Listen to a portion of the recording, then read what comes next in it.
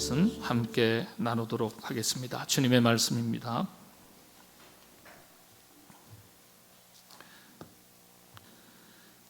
만일 내 손이 너를 범죄하게 하거든 찍어버리라. 장애인으로 영생에 들어가는 것이 두 손을 가지고 지옥 곧 꺼지지 않는 불에 들어가는 것보다 나으니라. 만일 내 발이 너를 범죄하게 하거든 찍어버리라. 다리 저는 자로 영생에 들어가는 것이 두 발을 가지고 지옥에 던져지는 것보다 나으니라. 만일 내 눈이 너를 범죄하거든 빼버리라. 한 눈으로 하나님의 나라에 들어가는 것이 두 눈을 가지고 지옥에 던져지는 것보다 나으니라. 아멘.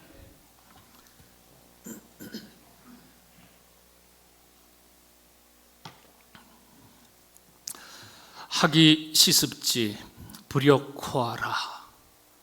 한 번쯤 들어보셨을 텐데요. 학이 시습지 불역코하라. 배우고 때때로 익히면 이 또한 기쁘지 아니한가. 그런 뜻입니다. 논어의 사서삼경 중에 논어의 가장 첫머리에 나오는 문장입니다. 덕을 쌓기 위해서 학문을 잘 배워야 할 것을 강조하는 말입니다. 가을을 여러 가지 말로 표현하지만은 독서의 계절이라고 말을 합니다. 단순히 책을 많이 읽어야 될 것을 의미하는 것이 아니죠. 잘 익혀서 잘 배우고 익혀서 성숙한 사람이 되고 성숙한 삶을 살아가야 할 것을 의미하는 것이라 하겠습니다. 학습이라고 했습니다. 학습, 배울 학자죠. 머리로 지식을 잘 배우는 것, 이걸 학이라고 할 수 있겠죠. 습은요, 익힐 습이라 그랬어요. 몸으로 익혀 실천하는 것을 말합니다. 무엇이든지 잘 배우고 익히는 것 참으로 중요합니다. 우리가 사용하는 말 중에 이런 말이 있습니다. 한번 해보시죠. 크게 하시면 좀 곤란하고 조용히 한번 해보시죠. 참 잘 배웠다. 참 잘 배웠다. 이런 말하는 경우가 있습니다. 그죠? 예. 어린 자녀, 그 녀석 참 잘 배웠네. 반면에 어떤 말이 있습니까? 참 그놈 잘 못 배웠네. 어린 자녀보다도 어른들한테 참 못 배웠네. 못 배웠어. 그래 한마디 더 붙이죠. 무식해. 참 못 배웠어. 이런 말 하는 경우도 있습니다. 이런 소리를 듣게 된다면 여러분 기분이 어떠실까요? 참 잘 배웠는데 기분 좋죠. 아유, 참 못 배웠어. 무식해. 네. 기분 좋을 리 만무합니다. 잘 배운 사람이라도 기분이 나쁘고요. 혹 못 배웠다고 스스로 생각하는 분이라면 나 무시하는 것 같아서 더 기분 나쁠 수 있어요. 배운다는 거, 익힌다는 거, 교육이라는 거, 여러분들 제도권 교육만을 말하는 게 아니에요. 가정교육도 있고 살면서 인생의 수많은 경험도 교육이죠. 잘 배우는 것, 익히는 것 참으로 중요합니다. 여러분 잘 배웠다는 게 뭐죠? 성장과 성숙을 의미합니다. 참 못 배웠네. 기분 나쁜 이 소리 듣지 않으려면 어떻게 하셔야 되죠? 배워야 합니다. 배우고 익히는 것, 평생을 거치면서 이루어지는 일이지만은 때를 따라 배워야 하는 것들도 있습니다. 그래서 배우는 것도 다 때가 있다. 다 때가 있다. 이런 말이 나오는 거예요. 영적인 일도 그렇지 않겠습니까? 잘 배워야 됩니다. 신앙생활도 참 잘 배운 사람이 있습니다. 신앙생활 긴 세월을 이어왔었어도 참 못 배웠네. 못 배웠어. 무식해. 이런 소리 듣게 되는 경우에 성도들도 들어 있을 수 있습니다. 잘 배웠다는 소리를 들을지언정 잘 못 배웠다는 소리 듣지 말아야 되겠습니다. 그러기 위해서 배워야 돼요. 그런데 사람들이 왜 배우려고 하지 않을까요? 왜 알려고 하지 않을까요? 시간이 없었습니까? 이런저런 사정 때문에, 상황 때문에, 어떤 이유 때문에 그런 것입니까? 물론 그럴 수 있습니다. 그런데 한 가지 분명한 사실은 배우고 익히는 것, 그것이 더 중요하다고 생각하지 않기 때문이에요. 더 중요하다고 생각되면 뒤로 미루지 않습니다. 여러분의 자녀들의 공부를 뒤로 미루십니까? 아니요. 때가 있다고 생각하기 때문에, 뒤로 미룰 수 없다고 생각하기 때문에 때에 맞게 열심히 공부하도록 체근하고 격려하고 응원하는 것 아니겠어요? 오늘 온 세대 통합 예배인데 보니까 2층에도 우리 자녀들이 있는데요. 저는 우리 어린 자녀들이 세상 사람들로부터 교회 안에서나 교회 밖에서 참 잘 배웠다, 참 잘 배웠다, 이런 소리 듣는 자녀들로 성장할 수 있기를 바랍니다. 하나님께서 우리 자녀들에게 그런 은혜 더해 주시기를 바랍니다. 세상적인 기준에서도 물론이지만 영적인 자녀들로서, 하나님의 자녀들로서 신앙생활에 있어서 참 잘 배웠다, 참 잘 자랐다, 이 소리 듣는 자녀 꼭 되시기를 바랍니다. 잘 배웠다는 건요, 그 속에 믿음이 잘 자라간다는 의미가 포함되어 있겠죠. 자녀들이 세상 지식을 더해가는 것도 중요하지만은 하나님의 말씀을 배우고 믿음이 자라면서 믿음의 인재가 되는 것, 믿음의 사람이 되는 것, 더 중요한 것 아니겠습니까? 하나님께서 그런 은혜 자녀들에게 더해 주시기를 바랍니다. 아멘이 없으시네요. 다음 주에는 제가 아멘에 대해서, 의미에 대해서 제가 정확하게 한번 설명을 드리겠습니다. 네. 자녀들만이겠습니까? 잘 배웠다, 잘 컸다. 아니요, 부모들입니다. 부모들도 먼저 본을 보여주셔야 돼요. 부모가 말씀을 앞세우는 것을 보여주셔야 되고, 말씀을 사모하고 기도하는 모습을 보여주셔야 자녀들이 듣고 보고 배우는 거예요. 하나님의 말씀을 사모하고 배우고 익히는 것, 그것이 모든 가치에 있어서 우선순위에 있는 것을 몸으로 보여주셔야 됩니다. 그래야 자녀들이 닮고 따라하게 됩니다. 여러분, 교육의 실패는요, 부모들이 자녀들을 가르치지 않아서가 아니에요. 자녀에게 가르치지 않는 것이 아니에요. 부모가 먼저 본을 보여주지 못하는 것이 실패의 핵심입니다. 모든 부모들도 영적인 기준에서 참 잘 배우신 부모님들 다 되시기를 바랍니다. 참 잘 배웠다는 말이 무슨 뜻입니까? 잘 훈련된 사람을 말합니다. 잘 훈련된 사람이 쓸모가 있는 법이에요. 영국 속담에 망아지는 부려먹지 않는다, 성장하지도 않고 잘 훈련되지도 않은 망아지는 부릴 수 없다는 뜻입니다. 세상 이치가 이렇듯이요, 영적인 이치도 매한가지예요. 그래서 성경이 우리에게 이렇게 가르쳐 줍니다. 디모데전서 4장 7절의 말씀이죠. 망령되고 허탄한 신화를 버리고 경건에 이르도록 내 자신을 연단하라. 육체의 연단한 약간의 유익이 있으나 경건은 범사에 유익하니 금생과 내생의 약속이 있느니라. 미쁘다 이 말이요, 모든 사람이 받을 만하도다. 경건의 훈련, 신앙 훈련, 우리에게 유익함이 있다고 가르쳐주고 있습니다. 그럼에도 불구하고 영적 성장을 위한 자기 노력이 없다면, 뒤따라가지 않는다면 우리는 스스로 성장과 성숙의 기회를 놓치는 것이나 다름없습니다. 모든 일에는 때가 있는 법입니다. 배울 때가 있고 일할 때가 있고요, 씨를 뿌릴 때가 있고 거둘 때가 있습니다. 주님은 이 때를 대단히 강조하셨죠. 요한복음서에 밤이 오리니 그때는 아무도 일할 수 없느니라. 모든 일에는 때가 있습니다. 그때를 잘 분별할 줄 아는 것이 지혜로운 것입니다.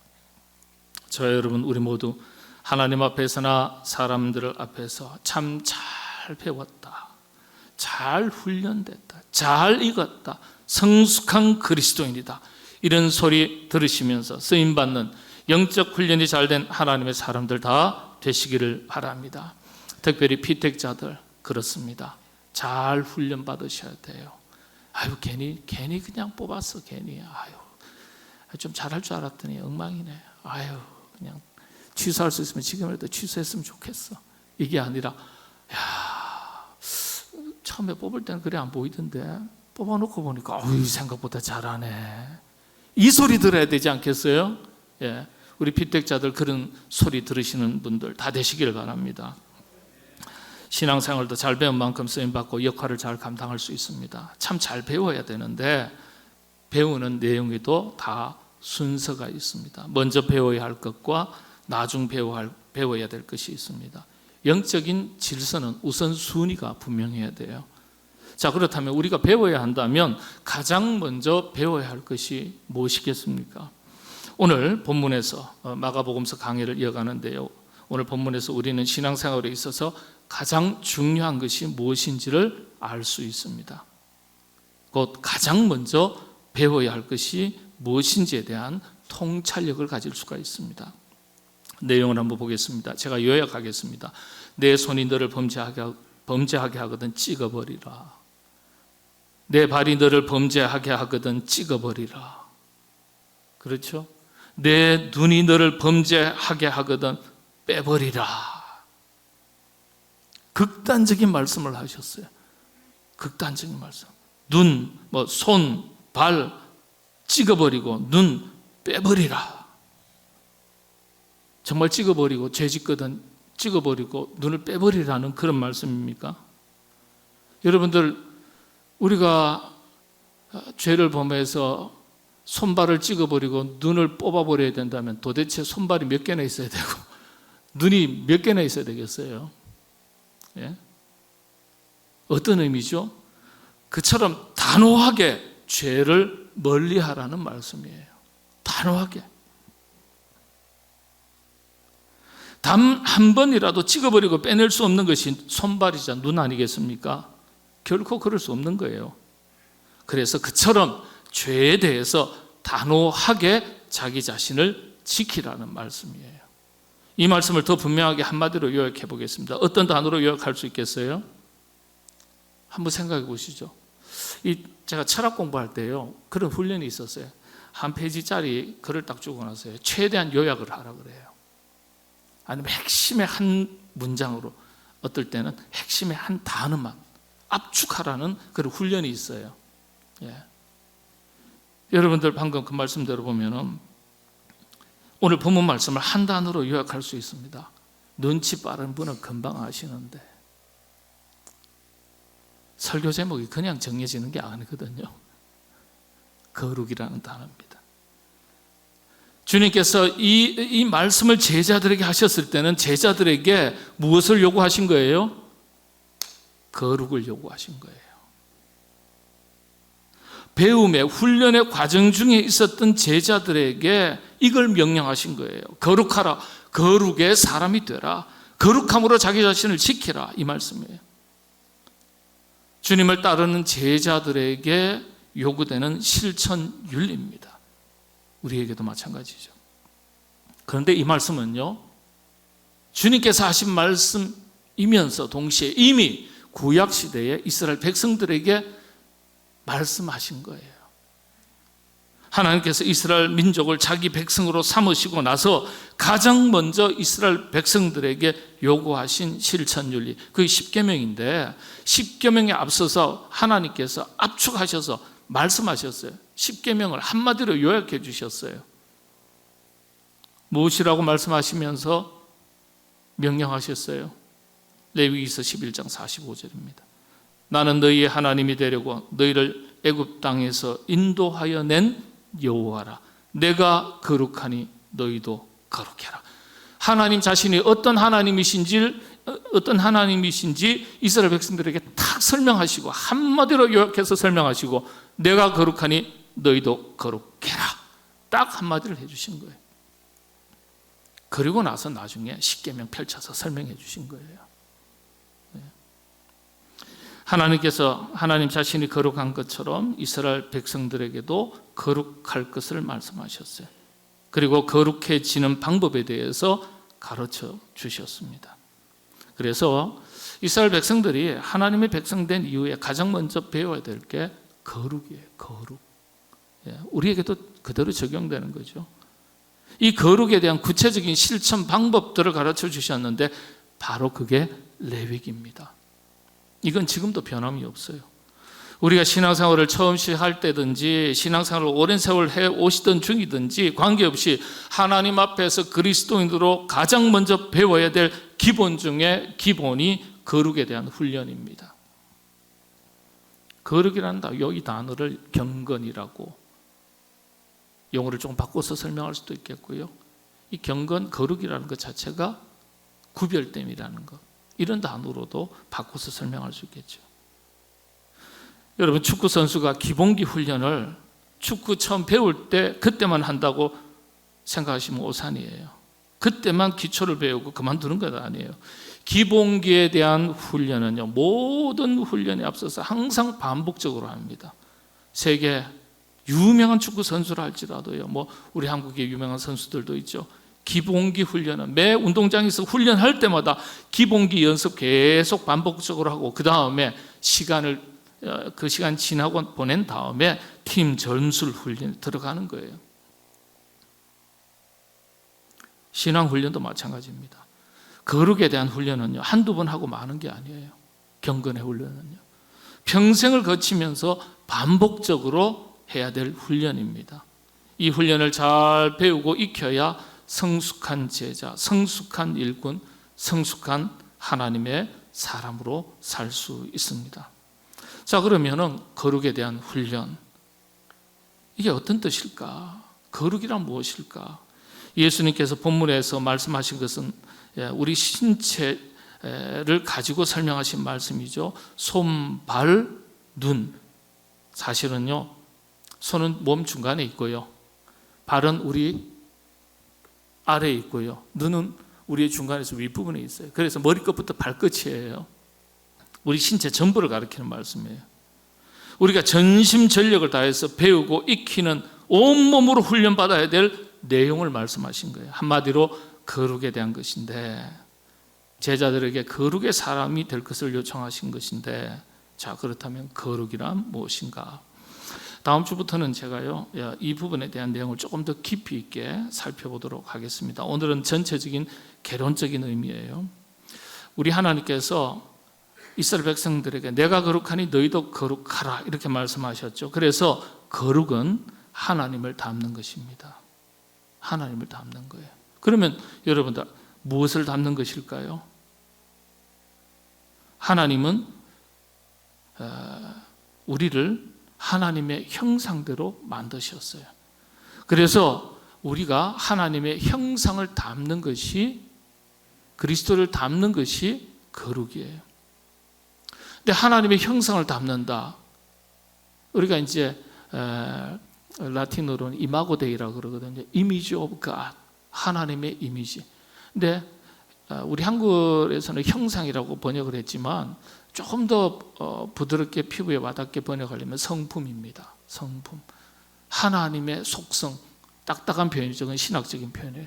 하나님의 성품을 담는 거예요. 그래서 하나님의 성품, 속성은요, 하나님의 형상을 따라 우리가 우리의 모양대로 우리가 사람을 만들고 우리의 형상을 따라, 창세기에 기록된 말씀이잖아요. 그래서 이 형상이라는 단어는 속성을 말하고, 더 우리 일반적인 용어로는 하나님의 내적 성품을 말하는 것입니다. 그래서 내적인 거예요. 하나님의 성품.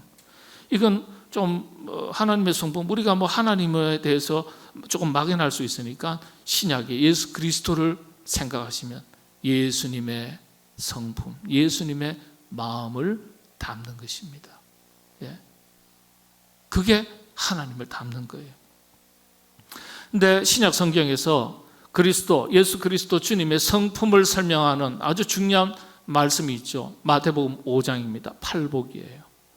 팔복이 예수 그리스도 성품에 해당되는 것이다. 그렇게 교회는 전통적으로 해석합니다.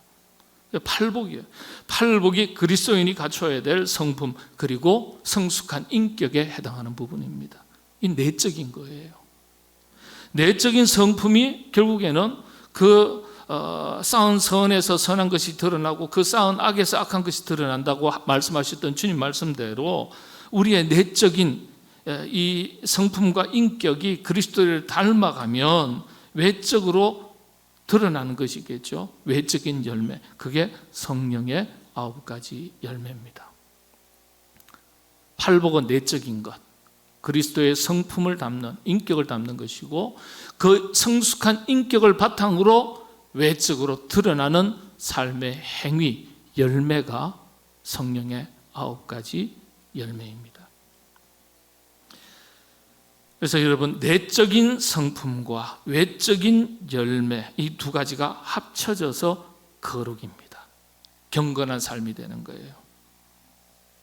주님은 바리새인들의 외식, 곧 위선을 주의하라고 말씀하셨어요. 겉과 속이 다른 것, 불일치, 모순을 주의하라고 하신 거예요. 그래서 경건을 외적인 행위에서만 찾으면 안 돼요. 먼저는 내적인 면, 그리스도의 성품, 예수 그리스도의 마음, 인격을 담는 것부터 시작해야 되고, 그리고 그 인격 성숙한 성품을 바탕으로 외적인 행위죠. 자비, 인내, 양산 다 있지 않습니까? 그건 겉으로 드러나는 거예요. 외적인 열매도 맺어야 되겠죠. 단순한 윤리 도덕적 내용으로 국한해서 이해하시면 안 되죠. 그래서 경건은, 곧 거룩은요, 그리스도인의 윤리 도덕적 기준이 되는 것입니다. 거룩한 삶에 대한 교육 훈련을 한마디로 요약한 분이 있습니다.